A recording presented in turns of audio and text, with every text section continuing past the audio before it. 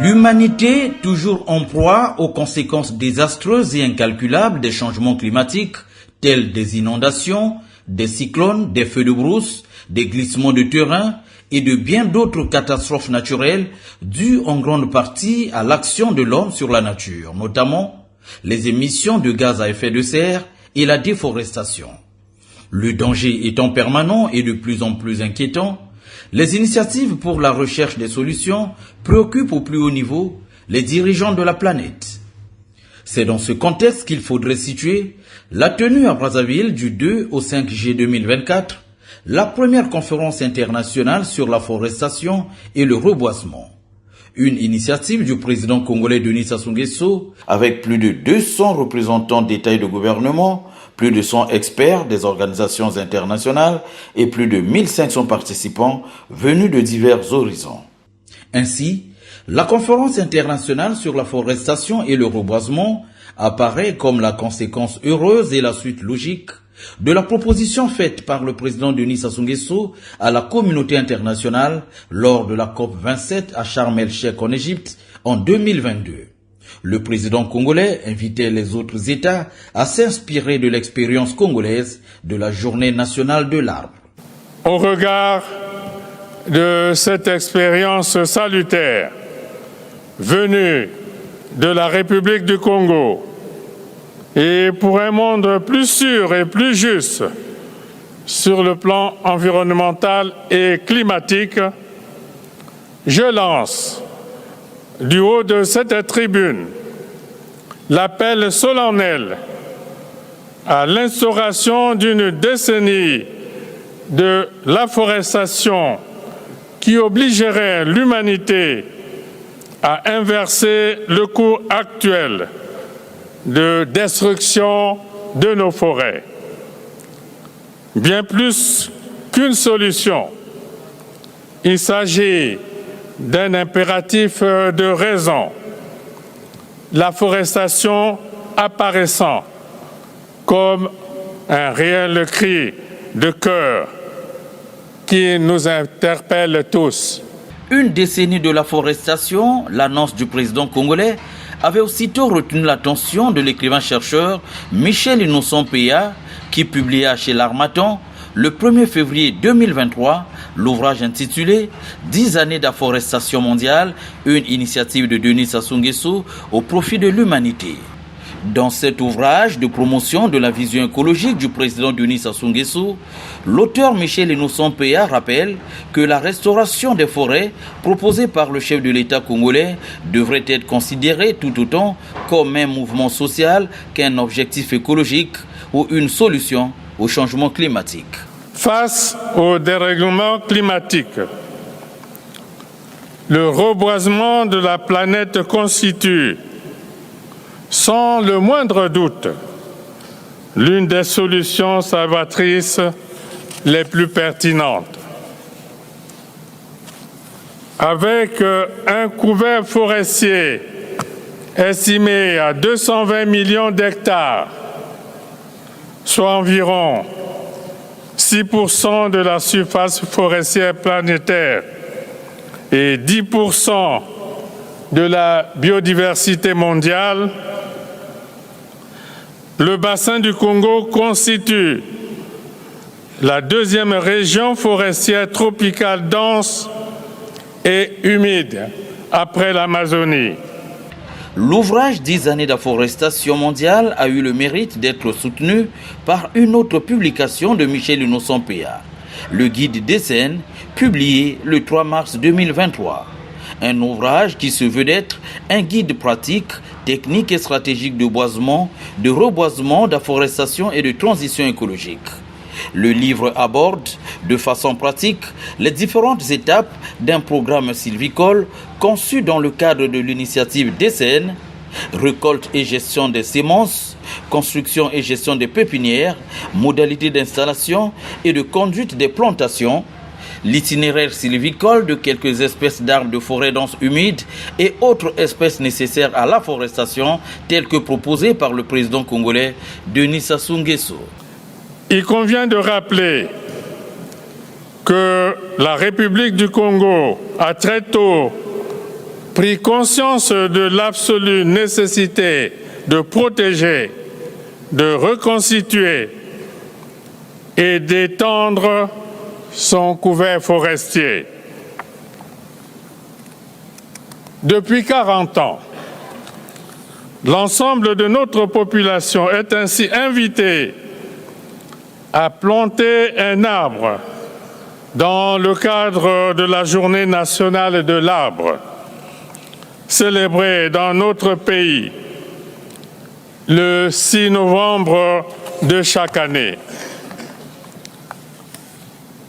C'est ce type d'action volontariste, jointe à un code forestier rigoureux, qui nous a permis de maintenir l'un des taux de déforestation le plus faible au monde. C'est donc fort d'un passé glorieux en matière de préservation de l'environnement que le président Denis Sassou Nguesso demeure au service du présent et du futur en proposant à l'humanité d'augmenter la superficie forestière mondiale à travers la forestation et le reboisement. L'un des précurseurs du combat climatique depuis plus de 40 ans, le président Denis Sassou Nguesso dispose à son actif plusieurs projets et initiatives de lutte contre la déforestation et pour la protection de l'environnement. Sur le plan national, le président de la République a initié les projets tels une école, un champ, un écolier, un arbre, la journée nationale de l'arbre célébrée chaque 6 novembre. Depuis très longtemps, le Congolais, où qu'il se trouve, plante un arbre d'essence forestière ou fruitière. C'est une loi. Et nul n'est censé ignorer la loi, comme vous le savez. Et donc le Congo, oui, bien que pays forestier, sent et a compris qu'il y a la nécessité de participer à la lutte mondiale contre les changements climatiques. Nous allons nous rendre à Marrakech bientôt. Et ce sera plus tellement pour discourir. Il s'agira de voir si, oui ou non, on met en œuvre les décisions de l'accord 21 à Paris. En ce qui concerne les pays du bassin du Congo, nous avons pris l'initiative de proposer au monde la création d'un fonds bleu. Le fonds bleu pour le bassin du Congo. C'est notre pays qui a pris cette initiative, qui l'a partagée avec tous les pays du bassin du Congo, tous les chefs d'État, et qui ont adhéré à cette initiative-là. Nous allons proposer au monde qu'il y ait un fonds bleu pour le bassin du Congo en vue du développement durable. Le PRONAR, le Programme national d'afforestation et de reboisement. Nous avions déjà lancé le programme d'afforestation dans le Kwilu à Pointe-Noire. Je crois qu'on a réalisé là-bas près de 40 000 hectares de plantations d'eucalyptus et de pins tropicaux. Et nous pensions que le Congo, bien qu'étant un pays forestier, nous pouvions continuer, oui, de planter les arbres. Et je crois que c'était une bonne vision.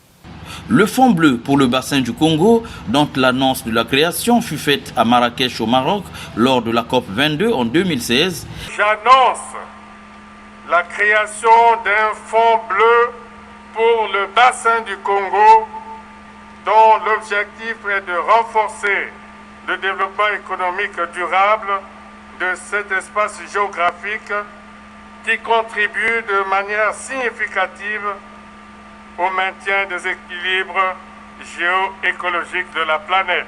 Et la signature à Oyo dans la cuvette le 9 mars 2017 du mémorandum d'entente sur la création de ce fonds bleu.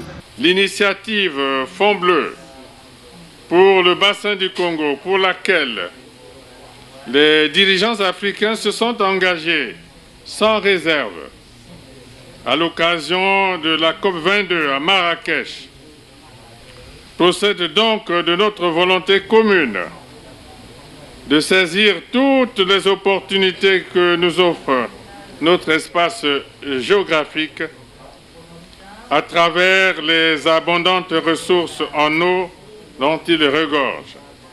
Le président Denis Sassou Nguesso, l'un des précurseurs de la lutte pour la protection de l'environnement, mène ce combat depuis des lustres aux côtés des autres grands écologistes et précurseurs du monde. On peut citer pour l'Amérique latine la Mexicaine Patricia Espinosa Contelano, ancienne secrétaire exécutive de la Convention cadre des Nations Unies sur les changements climatiques. Pour l'Amérique du Sud, le président brésilien Lula da Silva, qui a marqué l'histoire dans la lutte contre la déforestation en Amazonie. Raoni Moutketir, surnommé chef indigène Raoni, personnage international clé dans la lutte pour la préservation de la forêt amazonienne et de la culture indigène. Johan Carling, qui a œuvré à la défense des droits environnementaux et des peuples autochtones. Pour l'Asie centrale, méridionale et du Sud-Est, Narendra Modi, Premier ministre indien, très engagé dans la lutte pour l'élimination de tous les plastiques à usage unique en Inde. Pour l'Afrique, on peut citer le professeur nigérian Patrick Godwin Olu, premier lanceur d'alerte en matière de réchauffement climatique depuis 1972 et ancien directeur exécutif de l'Organisation mondiale de la météorologie. La Kenyane Wangari Maathai, militante politique et écologiste, surnommée la femme qui plante. Et pour l'Europe, le commandant Jacques-Yves Cousteau, considéré comme l'un des emblèmes de l'écologie mondiale des années 60 aux années 70. Ce que j'ai vu, le passé, le présent, ça va. Mais je suis rassuré. C'était bien ce matin. Les premières alertes sur la pollution de la nature sont lancées dans les années 60. Et le jeune lieutenant Denis Sassou Nguesso s'intéressait déjà aux questions de la protection des forêts. Et dans les années 70, le monde commence à prendre conscience du danger qui plane sur l'humanité. C'est ainsi qu'en 1972, du 5 au 16 juin, la Suède prend l'initiative d'organiser dans sa capitale Stockholm la toute première conférence des Nations Unies sur l'environnement. Ce premier sommet mondial de la Terre, véritable rendez-vous des défenseurs de l'environnement, est placé sous les auspices du roi de Suède, Gustave Adolf, et aura regroupé les délégués de 112 pays et 250 organisations non gouvernementales. La conférence se termine sur l'adoption de la déclaration de Stockholm, un plan d'action avec 109 recommandations, les objectifs spécifiques et la création du programme des Nations Unies pour l'environnement avec pour siège Nairobi au Kenya. Et en 1972, le commandant Denis Sassou Nguesso, alors membre du gouvernement de la République populaire du Congo, commence à s'impliquer foncièrement dans la protection de l'environnement. Un engagement auquel le président Denis Sassou Nguesso ne s'est plus dérogé jusqu'à ce jour. 10 ans plus tard, du 10 au 18 mai 1982, se tient à Nairobi au Kenya, siège du programme des Nations Unies pour l'environnement, le deuxième sommet mondial de la Terre. Le contexte de l'époque, marqué par la guerre froide et le désintérêt de certains États aux questions climatiques, en fait de ce sommet un échec. Après Nairobi, en 1982, le troisième sommet de la Terre se tient à Rio de Janeiro, au Brésil, du 3 au 14 juin 1992, sous la présidence du 6e secrétaire général de l'ONU, Boutros Ghali, qui succède à Javier Pérez de Cuellar, et du secrétaire général de la conférence, Maurice Strong. L'homme d'après Rio doit aussi aimer le monde, tout cet environnement naturel que nous détruisons régulièrement. Et depuis lors, le processus des COP est lancé par les Nations Unies. Berlin, en Allemagne, abrite la première COP en 1995 sous la présidence d'Angela Merkel, alors ministre allemand de l'Environnement. Toujours dans la recherche des solutions au changement climatique, du 26 août au 4 septembre 2002, les travaux du sommet mondial sur le développement durable se déroulent à Johannesburg, en Afrique du Sud. Au nombre des invités de marque, le président français Jacques Chirac, qui parle de la maison qui brûle. notre maison brûle. Et nous regardons ailleurs. La nature mutilée, surexploitée, ne parvient plus à se reconstituer et nous refusons de l'admettre. L'humanité souffre, elle souffre de mal-développement, au nord comme au sud, et nous sommes indifférents. La Terre et l'humanité sont en péril, et nous en sommes tous responsables. Il est temps, je crois, d'ouvrir les yeux. Sur tous les continents, les signaux d'alerte s'allument. Certains pays insulaires sont menacés de disparition par le réchauffement climatique. Nous ne pourrons pas dire que nous ne savions pas. Prenons garde que le XXIe siècle ne devienne pas, pour les générations futures, celui d'un crime de l'humanité contre la vie. Après Johannesburg en 2002, s'en est suivi Rio Plus 20 du 20 au 22 juin 2012. À cette conférence des Nations Unies sur le développement, la voix de l'Afrique est portée par le président congolais Denis Sassou Nguesso. Avec une conviction profonde que l'Afrique s'est mobilisée pour participer et parler d'une seule voix à cette conférence dans laquelle elle place ses espoirs légitimes. Les pays africains en appellent au respect des engagements déjà pris par les pays développés visant le développement durable, notamment l'appui à la lutte contre le changement climatique et l'aide au développement. Dans le cadre de sa diplomatie climatique, le président Denis Sassou Nguesso a initié la tenue à Brazzaville en 2011 du premier sommet des 3 bassins forestiers de la planète. Les efforts que la communauté internationale exige de nous en matière de gestion durable doivent être soutenus financièrement et matériellement, conformément au plan de Bali. En avril 2018 se tient à Kintele le premier sommet des chefs d'État et de gouvernement de la Commission climat du bassin du Congo et du Fonds bleu pour le bassin du Congo.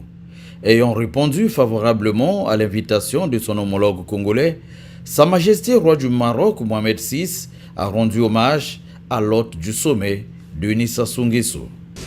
Je souhaiterais en premier lieu remercier notre auguste hôte, le président de la République du Congo, son Excellence Denis Sassou Nguesso, de nous avoir réunis ici au cœur de l'Afrique centrale autour d'un grand projet. Un projet fédérateur qui ouvre de belles perspectives pour le bassin du Congo, pour la région et pour notre continent.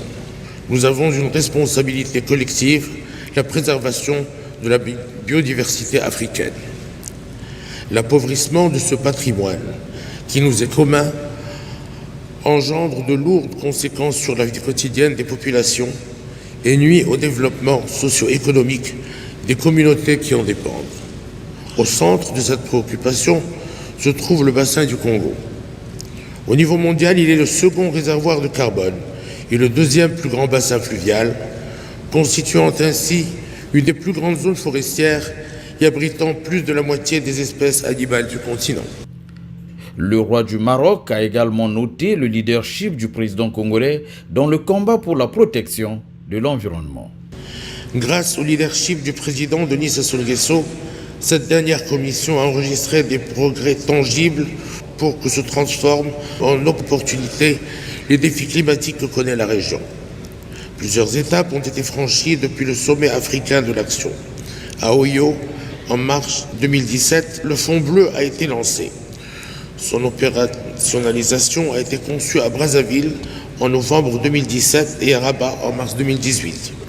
La mise en place du Fonds bleu doit s'accompagner de la mobilisation de tous les acteurs économiques et de la société civile pour que s'engagent des actions concrètes d'atténuation et d'adaptation et que soit garantie l'émergence d'un mode résilient de développement.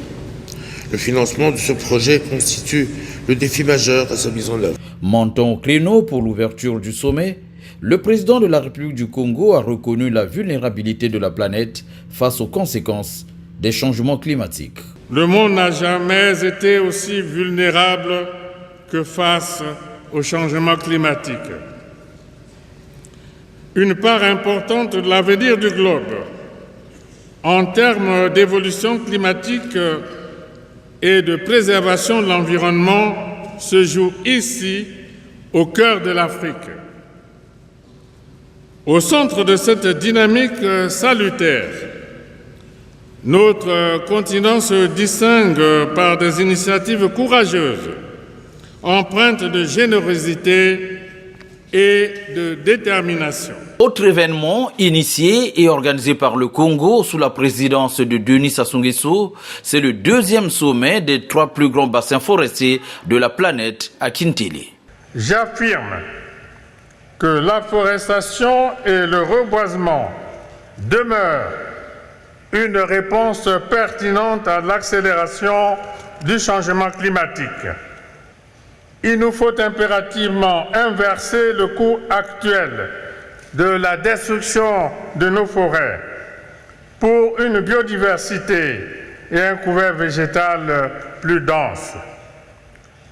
C'est la vision juste et légitime de notre combat pour l'environnement et la forêt au service de la survie de l'humanité.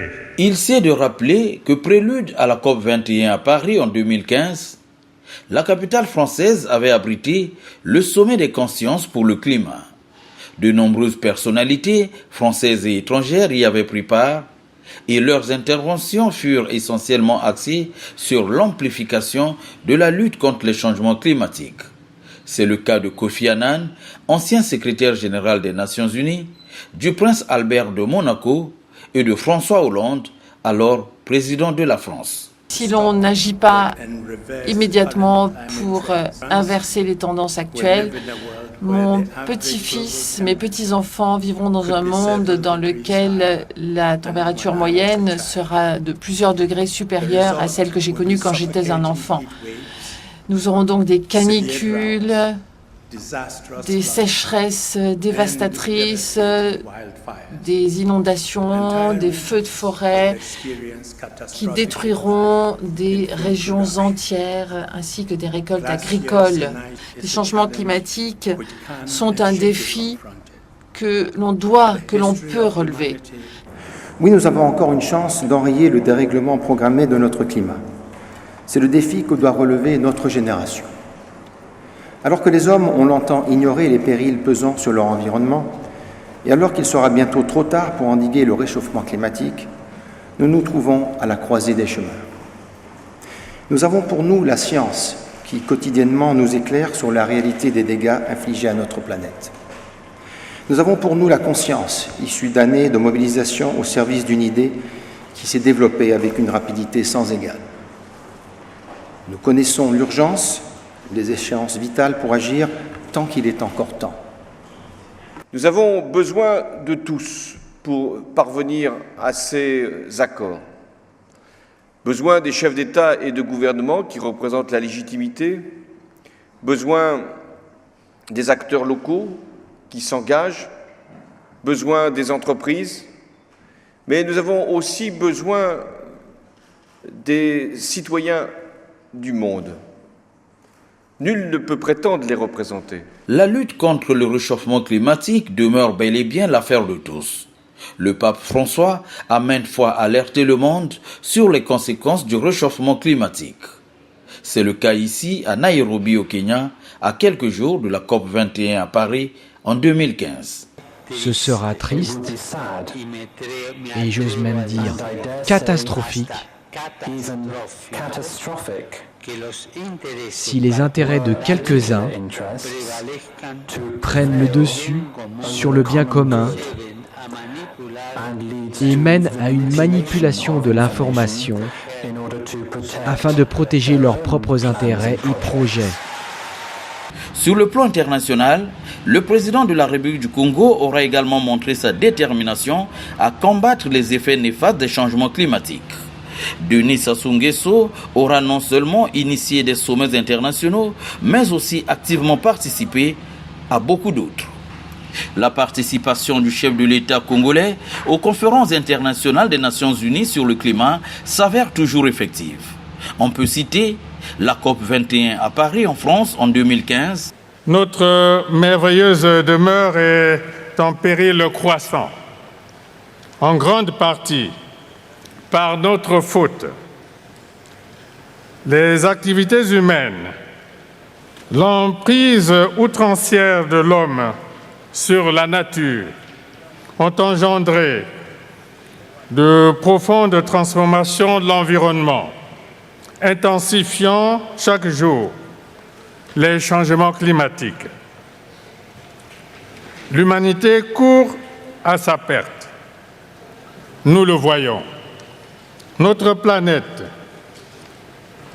mutilée par les cyclones, les inondations, les sécheresses, la destruction des écosystèmes, est au bord du gouffre. Nous avons tous pris conscience de ce grave danger. C'est ainsi que le changement climatique a été reconnu par la communauté des nations il y a près d'un quart de siècle comme l'un des plus grands défis de l'humanité. Les pays pollueurs devraient tenir leurs engagements au titre de la Convention. Le fonds d'adaptation doit être renforcé pour prendre en charge les pertes et dommages subis par les pays en développement. Le risque encouru est de voir l'homme et son environnement disparaître de la Terre si nous n'agissons pas rapidement. L'une des interventions remarquables à la tribune de la COP21 à Paris aura été celle de Barack Obama, alors président américain. Barack Obama s'était apaisanti sur l'urgence climatique afin de sauver la planète, car le monde, affirmait-il, est à la croisée des chemins. Nous sommes bien conscients de ce que le changement climatique peut constituer une menace comme il n'a jamais fait auparavant. Mais nous savons que nous sommes à une croisée des chemins. Nous savons que nous avons décidé, enfin, de sauver notre planète. Nos nations ont le sens de l'urgence, à savoir celui de sauver notre planète et de tout mettre en œuvre pour faire changer les choses. Nous savons que les êtres humains sont responsables des dérèglements climatiques et nous en avons la preuve au quotidien. Malgré ces alertes, Barack Obama est resté optimiste sur l'avenir d'un monde décarboné grâce à la communion d'efforts par les États. Le changement climatique constitue une menace à leur existence même. Et c'est la raison pour laquelle, aujourd'hui, de concert avec d'autres nations, les États-Unis rediront leur engagement envers le Fonds pour les pays les moins avancés. Et demain, nous ferons des promesses de dons pour mettre en place des initiatives destinées à garantir la lutte contre les catastrophes naturelles et gérer les risques. Autre événement de taille auquel aura participé le chef de l'État congolais, c'est la COP22 à Marrakech au Maroc en 2016. Doit être celle de l'action, autrement dit, celle de la mise en œuvre de l'accord de Paris. En définitive, il nous faudrait mettre en place des mécanismes et des modalités efficaces d'accès au financement, notamment pour des actions d'atténuation et d'adaptation, de renforcement des capacités, de développement et de transfert de technologies. Après Marrakech, le président Denis Sassou Nguesso aura également marqué sa présence à Bonn en Allemagne pour la COP23 en 2017. L'adhésion du Congo au processus REDD+, traduit notre volonté constante de préserver nos forêts au bénéfice de l'humanité tout entière. Pour cela, un ambitieux programme de réduction des émissions liées à la déforestation et la dégradation des forêts a été mis en place. Dans la suite de ces rendez-vous climatiques annuels, la République du Congo s'était également fait entendre à la conférence des Nations Unies sur le climat COP24 à Katowice en Pologne en 2018. À la COP25 à Madrid en Espagne, le président congolais Denis Sassou Nguesso fut l'unique chef d'État africain à participer à cette conférence. Denis Sassou Nguesso réitérait sa fidélité aux conclusions de la COP21. Je reste plus que jamais fidèle à ma signature de l'accord de Paris. Et j'ai décidé d'aller encore plus loin dans notre engagement concret contre la déforestation en dépassant les discours incantatoires. Je ne reste pas spectateur de la destruction des forêts de l'Amazonie, mais acteur pour faire que le monde entier profite de ce deuxième poumon de l'humanité que sont les forêts du bassin du Congo. Après Madrid 2019, la conférence des Nations Unies sur le climat n'a pu se tenir en 2020 à cause de la crise sanitaire du Covid-19 qui paralysa tous les États de la planète. Cette pandémie avait fortement inspiré l'écrivain-chercheur Michel Innocent-Péa qui proposa à l'humanité l'ouvrage intitulé « Le désastre écologique et sanitaire du Covid-19 ». L'humanité à l'épreuve des crises multidimensionnelles, un ouvrage de 264 pages publié le 17 juin 2020 aux éditions L'Harmattan à Paris en France. Dans cet ouvrage de 7 chapitres, Michel Innocent-Péa démontre que la crise du coronavirus est avant tout une crise écologique, car, explique-t-il, la destruction et la pollution des espaces vitaux chassent certaines espèces nuisibles à la vie humaine de leur refuge naturel pour se diriger vers les espaces de consommation humaine. Ainsi, l'auteur conclut en soulignant 2 types de difficultés écologiques, sources multidimensionnelles analysées. La première est la rareté des ressources indispensables aux activités économiques et la seconde, la saturation des capacités de charge du système de la biosphère qui fait vivre l'humanité. Après un passage à vide en 2020 pour des raisons de Covid-19, l'humanité retrouve l'espoir en 2021 avec la tenue à Glasgow en Écosse de la COP26. Présent à Glasgow, le président Denis Sassou Nguesso est revenu sur l'importance des tourbières dans la protection du climat mondial.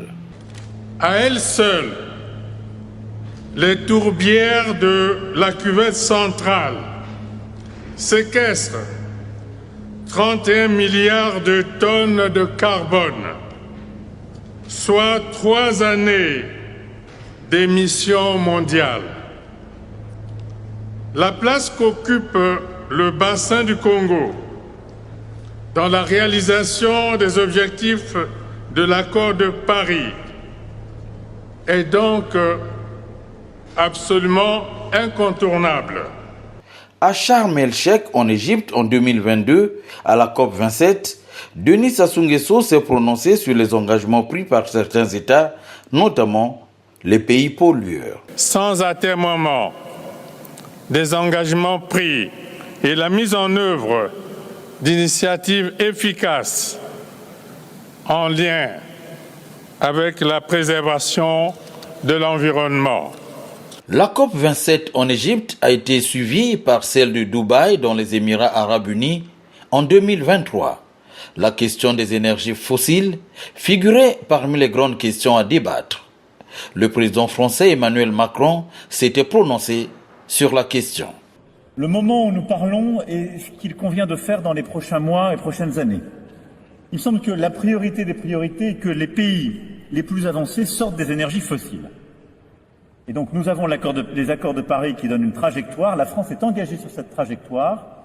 Nous la respectons sur les dernières années, mais nous savons que pour la respecter en particulier jusqu'en 2030, et c'est vrai pour beaucoup d'autres pays, Pour ce qui nous concerne, il faudra multiplier par 2,5 notre niveau d'effort, sachant que ces 5 dernières années, on l'a déjà multiplié par 2. Mais rien ne doit nous divertir de cette ambition. C'est dans cet esprit que parut l'ouvrage « Les énergies fossiles à la barre, un jugement climatique et un verdict scientifique avec ou sans appel ». L'auteur Michel Innocent Péa, au-delà de démontrer et rappeler le côté dangereux, voire écolo-suicidaire de l'utilisation de ces énergies criminelles, établit un jugement avec ou sans appel et prononce au nom des générations futures et du bon sens écologique une condamnation ferme contre les énergies fossiles, qualifiées à raison d'énergie de l'extinction humaine. Mais la France a un plan, nous l'avons présenté, nous allons le décliner, il est financé pour justement sortir des énergies fossiles et réduire ses émissions. Dès 2030, les énergies fossiles seront largement minoritaires dans le mix énergétique français pour la première fois depuis la révolution industrielle. À Dubaï, le président congolais Denis Sassou Nguesso avait également fait entendre la voix du Congo et celle des pays du bassin du Congo. En tant que président de la commission climat du bassin du Congo, nous avons parcouru comme chemin depuis plus d'une décennie.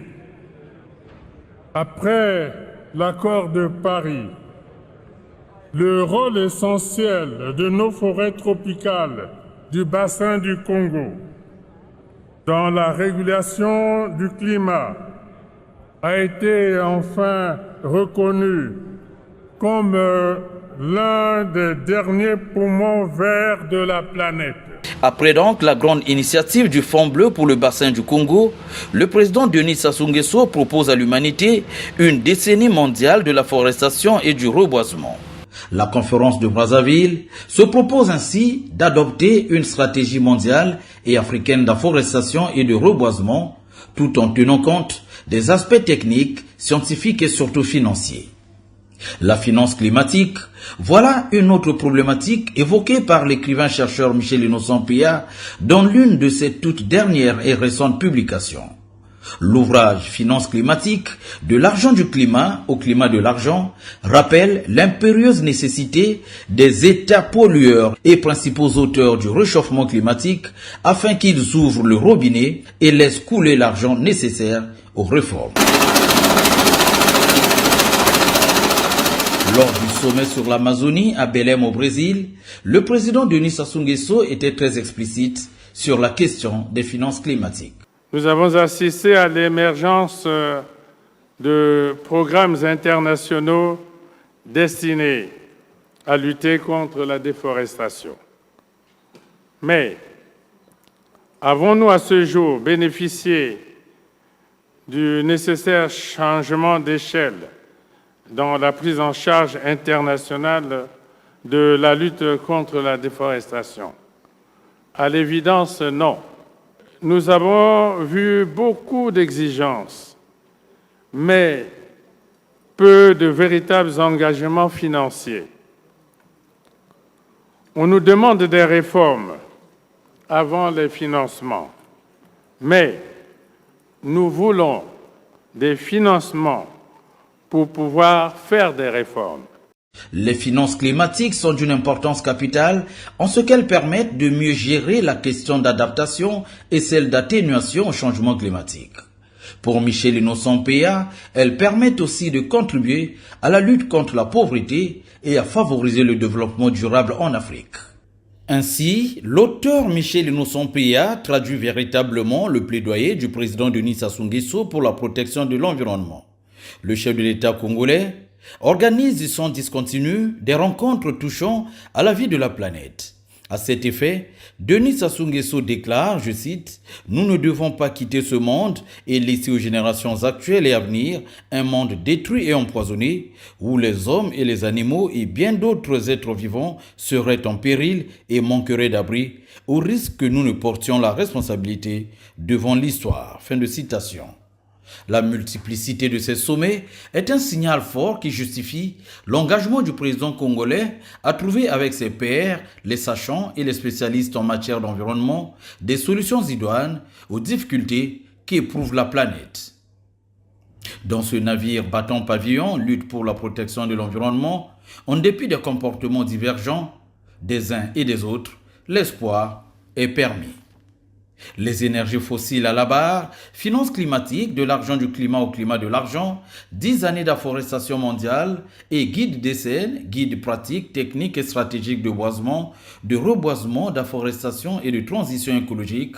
Ces ouvrages, parmi bien d'autres de Michel Innocent Péa, consacrés à la promotion de la vision écologique du président Denis Sassou Nguesso, s'avèrent une bonne documentation pour des milliers de participants à la conférence internationale sur la forestation et le reboisement.